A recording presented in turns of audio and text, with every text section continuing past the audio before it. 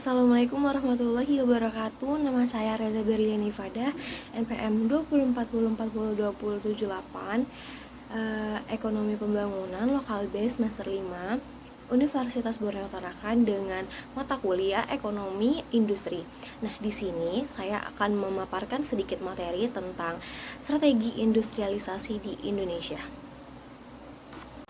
Jadi di sini pertama adalah tentang pengertian industrialisasi. Industrialisasi dalam pengertian lain adalah proses modernisasi ekonomi yang mencakup seluruh sektor ekonomi yang mempunyai kaitan satu sama lain dengan industri pengolahan, yang artinya industrialisasi bertujuan meningkatkan nilai tambah seluruh faktor ekonomi dengan sektor industri pengolahan sebagai leading sektor.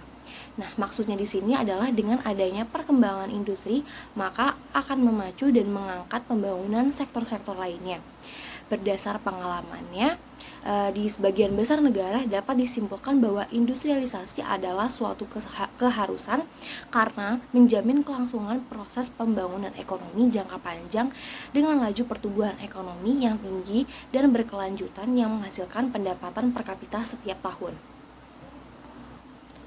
Proses industrialisasi di Indonesia terbagi dalam berbagai tahapan, di mana pergeseran kepemimpinan nasional dari Presiden Soekarno ke Jenderal Soeharto pada tahun 1966 membuka cakrawala baru bagi Indonesia dalam bidang ekonomi dan politik.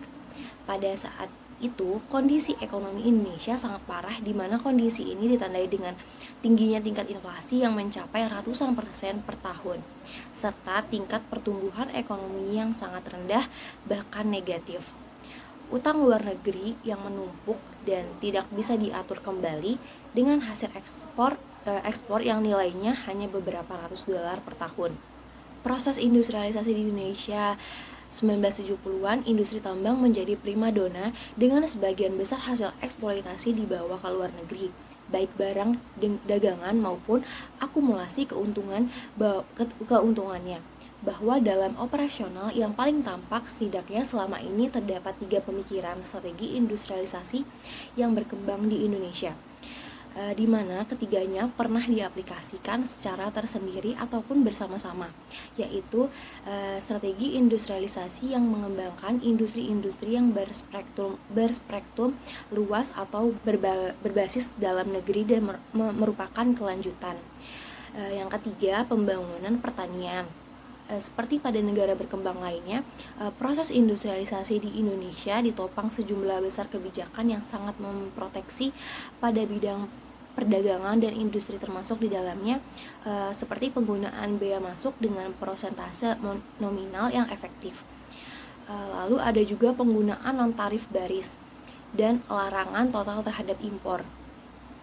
Dengan pola pandangan tersebut, sejak awal industrialisasi di Indonesia telah menempuh strategi substitusi impor sebagai alat membangun sektor industri, di mana strategi ini syarat dengan berbagai intervensi negara untuk melindungi kegiatan ekonomi nasional. Dalam melaksanakan industrialisasi ada 2 pilihan strategi, yaitu pertama, strategi substitusi impor atau disingkat dengan SI. Lalu yang kedua ada strategi promosi ekspor atau disingkat dengan PE. Nah, pertama, strategi SI lebih menekankan pada pengembangan industri yang berorientasi kepada pasar domestik. SI adalah industri domestik yang membuat barang-barang menggantikan impor. SI adalah industri-industri yang membuat barang-barang menggantikan impor, sedangkan strategi PE lebih berorientasi ke pasar internasional dalam usaha pengembangan industri di dalam negeri. Jadi, berbeda-beda dengan strategi SI, dalam strategi PE tidak ada diskriminasi dalam pemberian insentif dan fasilitas-fasilitas. Pelaksanaan strategi SI terdiri atas 2 tahap, yaitu pertama, industri yang dikembangkan adalah industri yang membuat barang-barang konsumsi walaupun tidak semuanya durable goods atau seperti kendaraan bermotor, kulkas, TV, alat pendingin, Untuk membuat barang-barang tersebut diperlukan barang-barang modal, input perantara, dan bahan baku uang di banyak negara yang menerapkan strategi ini tidak dapat tersedia sehingga tetap harus diimpor. Yang kedua, industri yang dikembangkan adalah industri hulu atau upstream industry. Lalu yang kedua ada strategi promosi ekspor atau yang disingkat dengan PE.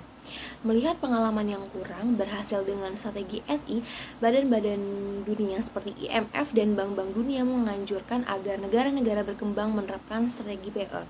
Kenapa? Karena sesuai dengan teori klasik mengenai perdagangan internasional, outward oriented strategi ini melibatkan pembangunan sektor industri manufaktur sesuai dengan keunggulan komparatif yang dimiliki negara bersangkutan. Yang pertama, pasar harus menciptakan sinyal harga yang benar, yang sepenuhnya merefleksikan kelangkaan dari barang-barang yang bersangkutan baik di pasar output maupun in.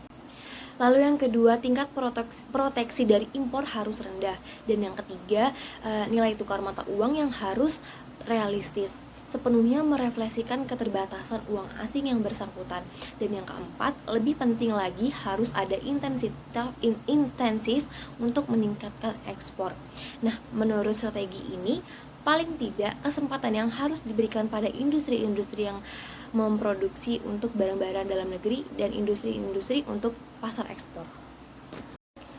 Sekian pemaparan video materi dari saya, kurang lebihnya mohon maaf.